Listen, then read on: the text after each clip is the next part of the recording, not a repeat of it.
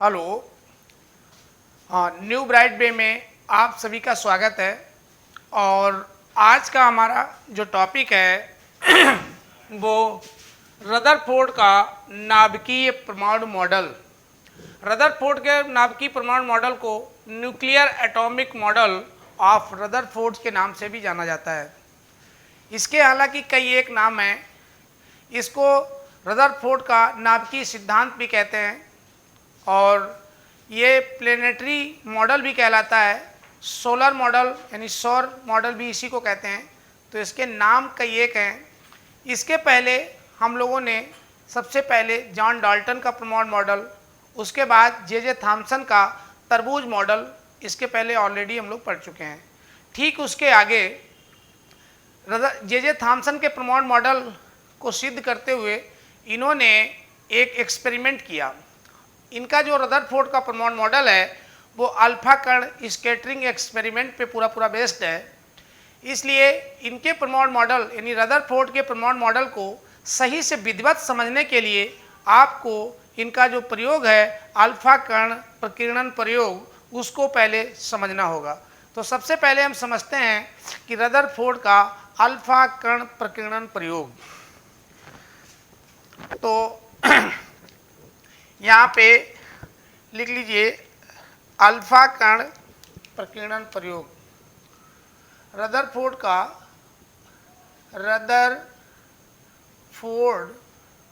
का अल्फा कण प्रकीर्णन प्रयोग। तो रदरफोर्ड का अल्फा कण प्रकीर्णन प्रयोग, इनका ये एक्सपेरिमेंट ही तो सबसे महत्वपूर्ण है। इसलिए एक्सपेरिमेंट को सबसे पहले ढंग से समझना होगा, क्योंकि इसी एक्सपेरिमेंट के आधार पे इन्होंने अपना एटॉमिक मॉडल दिया है। इसलिए सबसे पहले हम लोग रदरफोर्ड के अल्फा कण प्रकीर्णन प्रयोग पे बात करते हैं। स्कैटरिंग एक्सपेरिमेंट अल्फा कण अल्फा पार्टिकल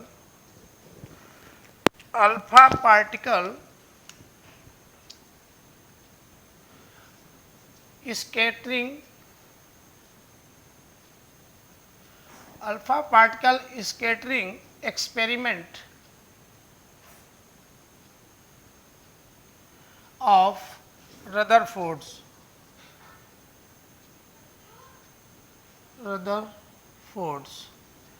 तो रदरफोर्ड का अल्फा कण स्कैटरिंग एक्सपेरिमेंट क्या था, इसको समझते हैं। इन्होंने सबसे पहले गोल्ड यानी कि चांदी की एक पन्नी ली और उस चांदी की पन्नी पर एक रेडियोएक्टिव पदार्थ होता है पोलोनियम। तो पोलोनियम से अल्फा कणों की तीव्रगामी बमबारी कराई। अल्फा कण जब तीव्रगामी बमबारी करते हुए पोलोनियम, इसकी चांदी यानी कि जो गोल्ड की पन्नी थी पतली सी, उसके ऊपर अल्फा कणों को डाला गया। तो वो अल्फा कण उसमें किस तरीके से, कुछ तो सीधे निकल जा रहे थे, कुछ थोड़े से कोण से मुड़ रहे थे, कुछ अपनी ही दिशा में वापस लौट रहे थे। तो इस तरीके से इनका एक्सपेरिमेंट था। तो पहले इसके एक्सपेरिमेंट को एक विधिवत रूप में समझते हैं। तो इस एक्सपेरिमेंट में सबसे पहले एक आप पतली सी एक पन्नी मान लीजिए। ये सपोज कर लीजिए एक गोल्ड की पतली सी पन्नी है और इसमें बहुत सारे परमाणुओं से ही मिलके बनी है। हम इसमें से एक परमाणु को बना लेते हैं। ऐसे समझने के लिए एक परमाणु को हमने यहाँ पे ड्रॉ कर लिया और इस परमाणु को अब यहाँ पे बीच में भी एक भाग ऐसे अभी ले लिया। अब इसमें होता क्या है कि जब इसके ऊपर से अल्फा कण स्ट्राइक करते हैं तो देखिए इसमें क्या क्या घटनाएं घटती हैं। तो सर्वप्रथम हमने एक ये, हालांकि इसमें कई सारे परमाणु हैं लेकिन हमने एक परमाणु को दिखाया है। अब यहाँ से अल्फा पार्टिकल को इस पर डालना है। तो इस पर अल्फा पार्टिकल्स ऐसे जा रहे थे, ये अल्फा कण ऐसे जा रहे थे, ऐसे अधिकतर तो अल्फा कण सीधे निकल रहे थे। तो ये यहाँ से ऐसे चला और ये इसके परमाणु से यानी कि ये जो हमारी यहाँ पे जो सोने की पतली पन्नी है, सोना यानी कि गोल्ड, गोल्ड के परमाणु से ये देखिए ऐसे सीधे निकल रहा है और इस पे कई एक ऐसे परमाणु अल्फा कणों को डाला गया यहाँ से और ये ज़्यादातर ऐसे सीधे निकल जा रहे थे। ये इस टाइप से अधिकतर अल्फा कण सीधे चले जा रहे थे बगैर डिविएशन के, बगैर मुड़े या बगैर प्रकीर्णित हुए। प्रकीर्णन का मतलब होता है मुड़ना या अपने मार्ग से विचलित होना थोड़ा सा। तो ये अधिकतर तो सीधे निकल रहे थे। कुछ ऐसे भी अल्फा कण आए, जैसे ये यहाँ से कुछ ऐसे जा रहे थे जो यहाँ पे पढ़ने के बाद कुछ कोण से, निश्चित कोण से ऐसे मुड़ जा रहे थे। ये इस टाइप से 20 में कुछ कण देखे गए कि जो ऐसे मुड़ रहे थे। इसी के क्रम में कुछ अल्फा कण ऐसे थे कि जो इस पे जाकर के जिस डायरेक्शन में गए ठीक उसी डायरेक्शन में वो वापस भी लौट आ रहे थे, ऐसे वापस लौट रहे थे, जिस डायरेक्शन में जा रहे थे उसी से वापस आ गए। अब इसमें इस एक्सपेरिमेंट में क्या देखा जाता है, इसके कई सारे रिजल्ट निकाले गए। कुछ हालांकि इसके 90 डिग्री एंगल पे भी मुड़ रहे थे, कुछ अल्फा कण इसमें 90 डिग्री पे भी जा रहे थे ऐसे।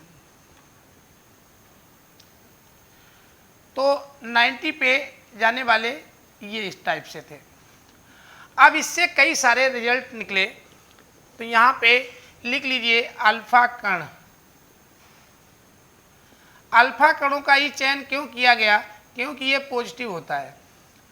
ऑलरेडी जे थॉम्सन ने इलेक्ट्रॉन की खोज तो कर ही दी थी, इसलिए इलेक्ट्रॉन पे निगेटिव आवेश था और ये भी मालूम था कि जितना निगेटिव होता है परमाणु के ऊपर उतना ही पॉजिटिव भी होना चाहिए। लेकिन ये कंफर्म नहीं था कि ये पॉजिटिव कहाँ पे विद्यमान है, क्योंकि जे थॉम्सन ने तो बताया कि समस्त परमाणु में ये पाया जाता है, जबकि वो इस प्रयोग से गलत साबित होता है। तो प्लस इसलिए डाला गया क्योंकि प्लस को ही ढूंढना था, धनावेशित, क्योंकि प्लस प्लस को रिपल करेगा, उसको प्रतिकर्षित करेगा, जिससे उसकी जानकारी हो जाएगी कि धन आवेशित भाग परमाणु के किस भाग में पाया जाता है। अब इसमें ये इसका एक्सपेरिमेंट है। तो इस एक्सपेरिमेंट के देखिए क्या क्या है, यहाँ पर से हम इसको लिखना स्टार्ट करते हैं। तो सबसे पहला प्रयोग यह हुआ कि अधिकतर अल्फा पार्टिकल, साथ में ही नोट करते जाइए, अधिकतर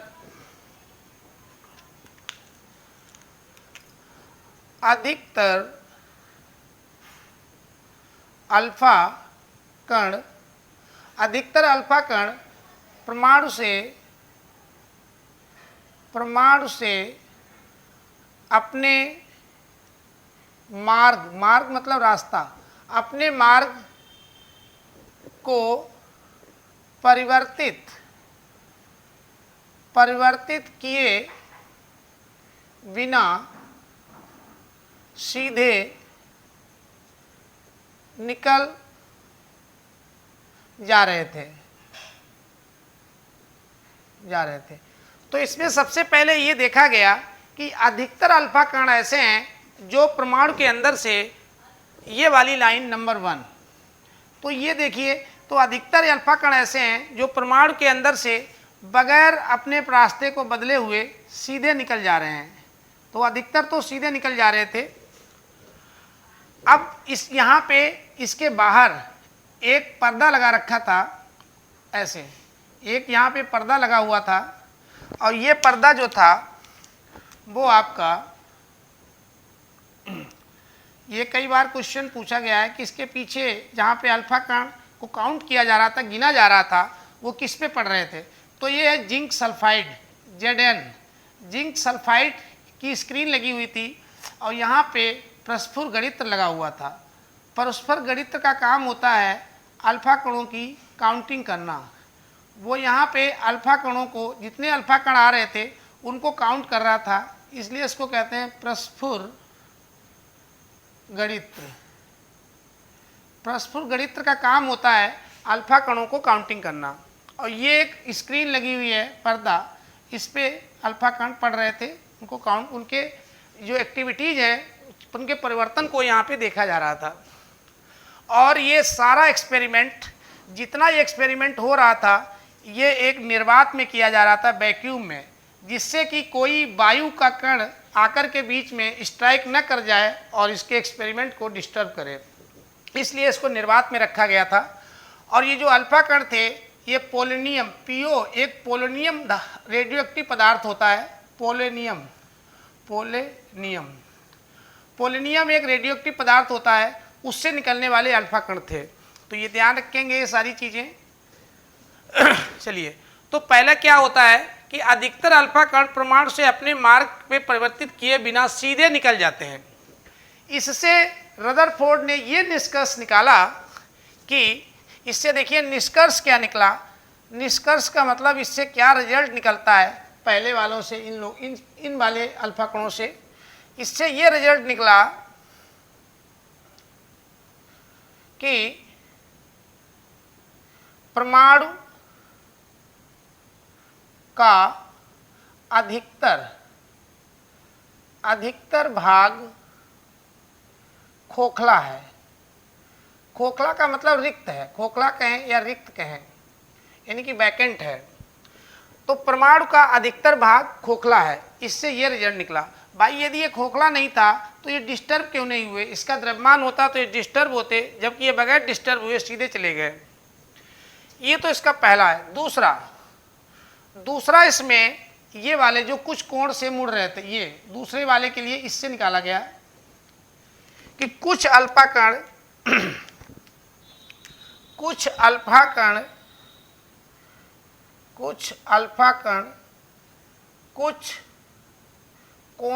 निश्चित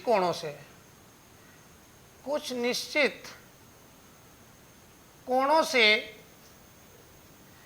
विचलित हो रहे थे या प्रकीर्णित हो रहे थे। विचलित कहें इसको या प्रकीर्णित हो रहे थे। तो कुछ अल्फा कण ऐसे थे वो निश्चित कोणों से, कोण मतलब एंगल, कुछ कोणों से विचलित हो जा रहे थे, अपने मार्ग से मुड़ जा रहे थे। तो इससे ये निष्कर्ष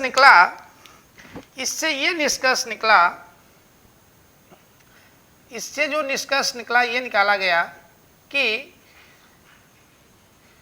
परमाणु के मध्य में एक अति सूक्ष्म स्थान पर समस्त परमाणु का धन आवेश तथा द्रव्यमान निहित है। इससे निकला कि परमाणु का एक कोई छोटी सी जगह है जहां पर उसका समस्त धनावेश मतलब पॉजिटिव चार्ज, और उसका परमाणु का समस्त द्रव्यमान मतलब उसका मास उसी जगह पे केंद्रित है। इससे ये निष्कर्ष निकला, जिसे इन्होंने नाम क्या दिया, जिसे नाभिक मतलब न्यूक्लियस नाम दिया गया। तो जिसको न्यूक्लियस नाम दिया रदरफोर्ड ने, इस तरीके से न्यूक्लियस नाभिक के खोज करने का श्रेय रदरफोर्ड को प्राप्त हो गया। तो नाभिक की खोज की इन्होंने, इसीलिए इसको रदरफोर्ड का नाभिकीय परमाणु मॉडल भी कहा जाता है। तीसरा इसमें जो रिजल्ट निकला, तीसरा वाला, कि अधिकतर कुछ अल्फा कण ऐसे हैं जो अपने जिस मार्ग से जा रहे हैं उसी मार्ग से, यानी 180 डिग्री कोण से वापस आ रहे हैं। तो बहुत कम की संख्या भी निश्चित है, लगभग 12,000 में से एक अल्फा कण। तो 12,000 में से एक अल्फा कण अपने मार्ग से वापस लौट रहे हैं। एक अपने मार्ग से वापस लौटने का मतलब 180 डिग्री कोण से, 180 डिग्री कोण से वो वापस आ जाते हैं।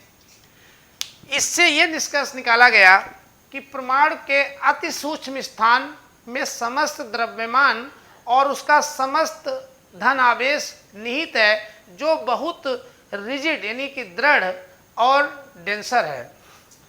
तो लास्ट वाले से ये पर निकाला गया कि परमाणु का समस्त धन आवेश, ये धन बना लीजिए आवेश यानी पॉजिटिव चार्ज, इंग्लिश में इसको बोलेंगे पॉजिटिव चार्ज, समस्त धन आवेश अति सूक्ष्म स्थान में, अति सूक्ष्म स्थान में निहित है। वह स्थान बहुत दृढ़, दृढ़ का मतलब होता है रिजिड, रिजिड तथा डेंसर। डेंसर मतलब वो बहुत सघन है, सघन है। तो इस तरीके से, और ये रिजिड और संघर है, तो उसी को नाभिक कहा गया। तो इस तरीके से यहाँ पे 3 एक्सपेरिमेंट इन्होंने किए और उन 3 एक्सपेरिमेंट से 3 रिजल्ट निकले। तो अल्फा कण प्रकीर्णन प्रयोग में 3 एक्सपेरिमेंट से 3 रिजल्ट निकलते हैं। पहला, अधिकतर अल्फा कण सीधे चले जाते हैं परमाणु के अंदर से बगैर अपने रास्ते को परिवर्तित किए। उससे ये पता चलता है कि परमाणु का अधिकतर भाग खोखला है यानी कि वैकेंट है। कुछ अल्फा कण निश्चित कोणों से मुड़ जाते हैं। इससे ये पता चलता है कि परमाणु के अति सूक्ष्म स्थान में इसका जो पॉजिटिव चार्ज और इसका द्रव्यमान जो है वो निहित है, उसी का नाम नाभिक दिया गया। और इस तरीके से न्यूक्लियस की खोज किए रदरफोर्ड। और बहुत कम यानी 12,000 में से 1 कण ऐसे थे जो अपने मार्ग पे पुनः वापस आ जा रहे थे। तो इससे ये रिजल्ट निकला कि 180 डिग्री पे लौटने वाले जो अल्फा कण है, इसके मतलब ये जो नाभिक है ये बहुत दृढ़ और बड़ा डेंसर है, बड़ा सघन है, क्योंकि उसको ये क्रॉस नहीं कर पा रहे हैं और वापस इसको जो है इतनी तेज गतिमान अल्फा कणों को भी तुरंत वापस कर दे रहा है।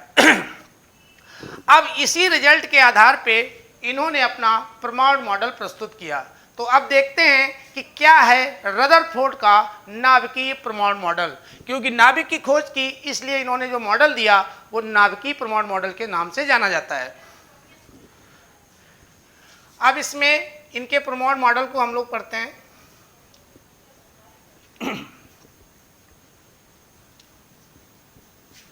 और उसके बाद में फिर इनके परमाणु मॉडल की लिमिटेशन यानी कमियों को पढ़ते हैं। तो रदरफोर्ड का परमाणु मॉडल कोई बहुत बड़ा एक्सपेरिमेंट, मतलब एक्सपेरिमेंट तो बहुत बड़ा था लेकिन मॉडल बहुत बड़ा नहीं है। 3 प्रयोग से 3 प्रकार के मॉडल्स में इन्होंने दिखाए। पहला, सबसे पहला इन्होंने बताया कि परमाणु एक गोलाकार, ये तो सभी ने गोल माना है, इन्होंने भी गोल माना, जॉन डाल्टन ने भी गोल माना, जे थॉमसन ने भी गोल माना। तो परमाणु एक गोलाकार, उसके बाद गोलाकार अति सूक्ष्म मतलब बहुत छोटा, विद्युत उदासीन, ये तो जे थॉमसन ने भी माना था, विद्युत उदासीन यानी कि इलेक्ट्रिकल न्यूट्रल कण है। ये इनका पहला स्टेटमेंट आया कि परमाणु एक गोलाकार अति सूक्ष्म विद्युत उदासीन कण है। दूसरा, इन्होंने अपना स्टेटमेंट दिया परमाणु के मॉडल के विषय में कि परमाणु का अधिकतर मतलब मैक्सिमम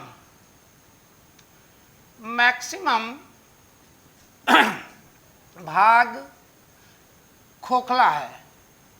खोखला का मतलब खाली है, रिक्त है। तो परमाणु का अधिकतर भाग खोखला है, जिसमें इलेक्ट्रॉन चक्कर लगाते हैं। तो इन्होंने बताया जो खोखला भाग है उसमें इलेक्ट्रॉन चक्कर लगाते रहते हैं। तीसरा स्टेटमेंट दिया परमाणु के विषय में, एक महत्वपूर्ण स्टेटमेंट दिया कि परमाणु का समस्त, यहां पे देखिए समस्त मतलब सभी धन आवेश, समस्त धन आवेश, और दूसरी चीज बताई समस्त द्रव्यमान, द्रव्यमान। तो समस्त धनावेश तथा समस्त द्रव्यमान इलेक्ट्रॉन के द्रव्यमान को छोड़कर, द्रव्यमान को छोड़कर ये कहा कि परमाणु का समस्त धनावेश तथा समस्त द्रव्यमान इलेक्ट्रॉन के द्रव्यमान को छोड़कर अति सूक्ष्म स्थान, अति सूक्ष्म स्थान को ही उन्होंने क्या कहा, नाभिक। अति सूक्ष्म स्थान जिसे उन्होंने नाभिक का, नाभिक मतलब इंग्लिश में न्यूक्लियस, न्यूक्लियस में केंद्रित है, केंद्रित है या निहित है, निहित है, जिसकी त्रिज्या यानी कि नाभिक की त्रिज्या 10⁻⁻15 मीटर, जिसे फर्मी कहते हैं, एक फर्मी के बराबर, जबकि परमाणु की त्रिज्या 10⁻10 मीटर मानी। ये इन्होंने बताया। इनका कहने का मतलब ये था कि ये जो परमाणु है, ये मान लीजिए परमाणु गोलाकार है, इसके बीच में एक बहुत छोटा सा भाग है जो धनावेशित है, और इसके बाहर ऋणावेशित जो इलेक्ट्रॉन है वो चक्कर लगा रहे हैं। ये ऋणावेशित इलेक्ट्रॉन इसके चारों ओर ऐसे चक्कर लगा रहे हैं, ये इस टाइप से। ये इनका मॉडल ऐसे था कि ऋणावेशित इलेक्ट्रॉन इसमें ऐसे विभिन्न कक्षाओं में चक्कर लगा रहे हैं। ये अब उसमें कहा कि जो ये धनावेशित भाग है इसकी त्रिज्या, ये जिसको इन्होंने नाभिक नाम दिया, इसको नाभिक कहा, इसकी नाभिक की जो त्रिज्या है वो 10⁻⁻15 मीटर बताई, और ये जो पूरा परमाणु है इसकी त्रिज्या ये वाली, इतनी दूरी को 10⁻⁻15 और ये पूरे परमाणु की त्रिज्या को 10⁻⁻10 मीटर बताया, जो कि 1 एंगस्ट्रॉम के बराबर होती है। तो ये इनका स्टेटमेंट आया। और साथ में इन्होंने ये भी बताया कि इसमें इलेक्ट्रॉन जो है खाली स्थान में विभिन्न कक्षाओं में ऐसे घूमते रहते हैं। तीसरी और चौथी सबसे बड़ी बात ये कहा कि इसमें जो ये धनावेश है नाभिक के अंदर, तो नाभिक का धन आवेश का मान बराबर होता है इलेक्ट्रॉनों के ऋण आवेश के बराबर। क्योंकि ये इसी के बराबर होता है तभी तो पूरा परमाणु जो है वो उदासीन होता है। इसीलिए परमाणु विद्युत उदासीन होता है। उदासीन का मतलब न्यूट्रल होता है, न्यूट्रल रहता है, न्यूट्रल होता है। तो ये इन्होंने यहाँ पे स्टेटमेंट दिया, और ये इस परमाणु का आखिरी स्टेटमेंट था परमाणु मॉडल का। इस परमाणु मॉडल में ये तमाम सारे नाम आए और इसको कई नामों से जाना गया, वो जरा सा यहाँ पे नोट पॉइंट में लिख लीजिए, या इसका नोट पॉइंट हम इसको मिटा के आपको फिर ऊपर लिख के देते हैं। इसमें कौन सी ऐसी चीज़ें हैं, तो ये इतनी सी बातें थी, एक बार पुनः बता दे रहा हूँ। परमाणु एक गोलाकार अति सूक्ष्म विद्युत उदासीन कण है, ये इनका पहला स्टेटमेंट था।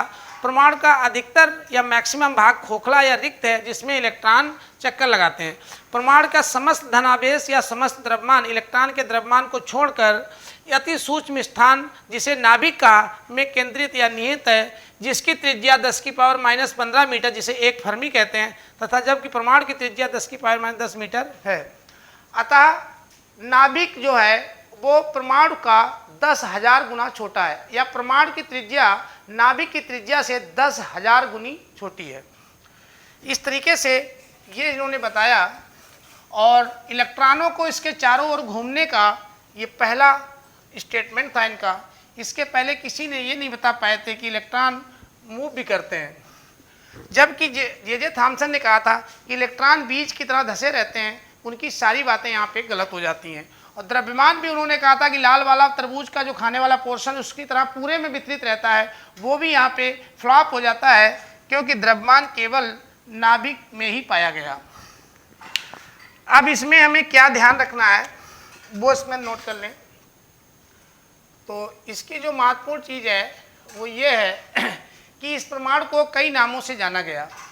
इलेक्ट्रॉन इसके चारों ओर, नाभिक के चारों ओर घूमते हैं, इसलिए इसकी तुलना सूर्य और ग्रहों से भी की गई। जैसे सूर्य के चारों ओर ग्रह घूमते हैं, प्लेनेटरी मोशन करते हैं, इसलिए इसे सौर मॉडल यानी परमाणु का, ऐसे लिख लीजिए, परमाणु का सौर मॉडल भी कहा गया, क्योंकि इलेक्ट्रॉन इसके चारों ओर घूम रहे थे, तो इन्होंने नाभिक को जो है सूर्य मान लिया और इसको ग्रहों की तरह तुलना कर दी, पहला। दूसरा, इसे ग्रही प्लेनेटरी मॉडल भी कहा गया, ग्रही मॉडल। तो ग्रही मॉडल यानी प्लेनेटरी मॉडल, सौर मॉडल मतलब इसका सोलर मॉडल, तो इन नामों से भी जाना गया। और एक इसमें नाभिक की खोज की, इसलिए नाभिक से भी दो नाम आए इसके। एक नाभिकीय सिद्धांत मॉडल,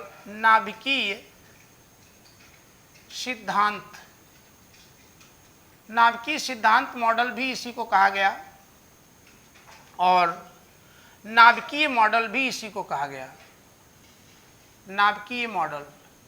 तो इसको कई नामों से जाना गया, लेकिन यह मॉडल भी अंततः, हालांकि ज़्यादातर चीज़ें जो रदरफोर्ड ने बताई वो सही रहीं, लेकिन ये दो बातों को एक्सप्लेन नहीं कर पाए।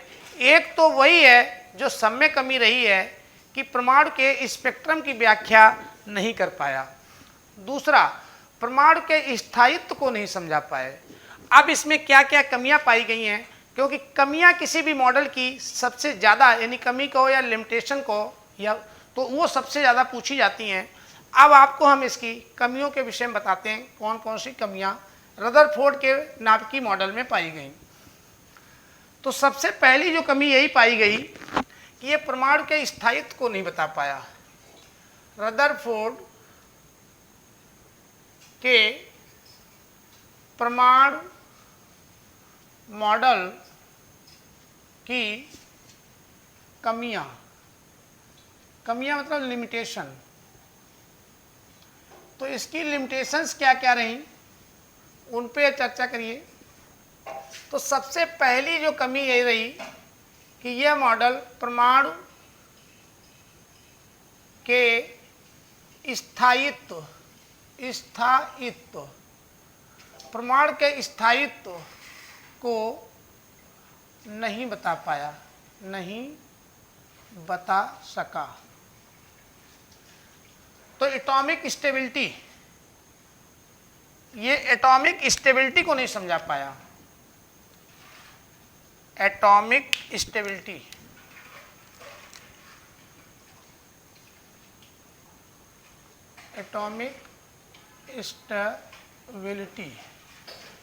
एटॉम को स्थायित्व यानी को नहीं समझा पाए। और दूसरी कमी ये रही कि ये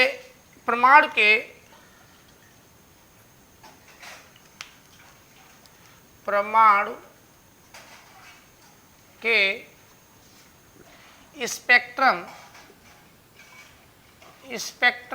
की व्याख्या नहीं कर सका। तो ये तो कॉमन 99% सब में ये वाली कमी पाई गई। जितने मॉडल आए हैं केवल लास्ट में श्रोडिंगर को छोड़कर 99% कमी ये सब में पाई गई। तो ये कि जब कमियां आपको लिखनी हो, लिमिटेशन लिखनी हो, तो ये तो आप सब में लिख देंगे इधर, क्योंकि ये तो सब में है। लेकिन प्रमाण के स्थायित्व को नहीं समझा पाया, क्योंकि रदरफोर्ड ने कहा कि इलेक्ट्रॉन उसके नाभिक के चारों ओर चक्कर लगाते रहते हैं, जबकि इलेक्ट्रॉन ऋण आवेशित होता है। और इलेक्ट्रोडायनामिक्स के अनुसार कि जब कोई भी आवेशित कण गति करता है तो उसमें से सतत कंटिन्यूअस उसमें ऊर्जा का हानि होती है, तो उसमें से लगातार इलेक्ट्रोमैग्नेटिक वेव्स निकलती रहती हैं।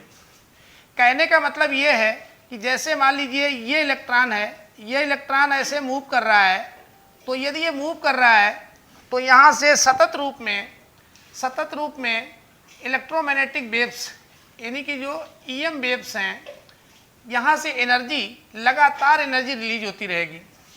तो जब इससे लगातार, क्योंकि ये इलेक्ट्रोडायनामिक्स सिद्धांत कहता है,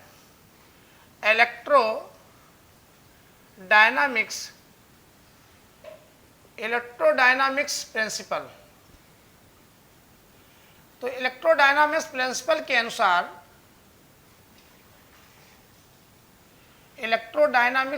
के अनुसार यदि कोई कण जो आवेशित कण है, कोई भी आवेशित कण लगातार गतिमान होता है तो वहाँ से ऊर्जा कंटिन्यू एनर्जी निकलती रहती है।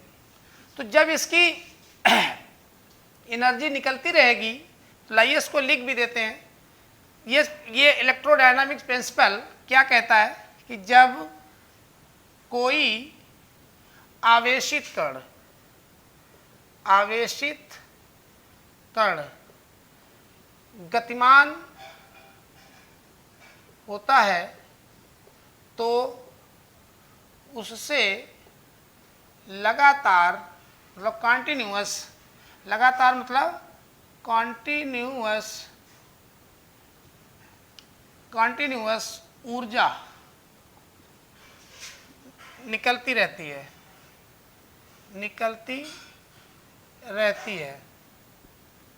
किस फॉर्म में? इलेक्ट्रोमैग्नेटिक वेव्स के फॉर्म में। इससे प्रभाव क्या पड़ता है? जिससे इलेक्ट्रॉन की त्रिज्या लगातार कम होती जानी चाहिए। तो त्रिज्या उसकी लगातार कम होती रहेगी। अंततः तो लास्ट में क्या होगा?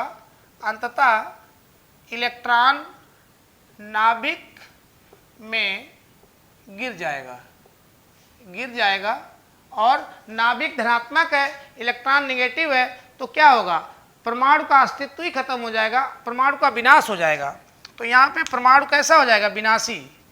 तो परमाणु का विनाश हो जाएगा, परमाणु हमारा विनाशी हो जाएगा।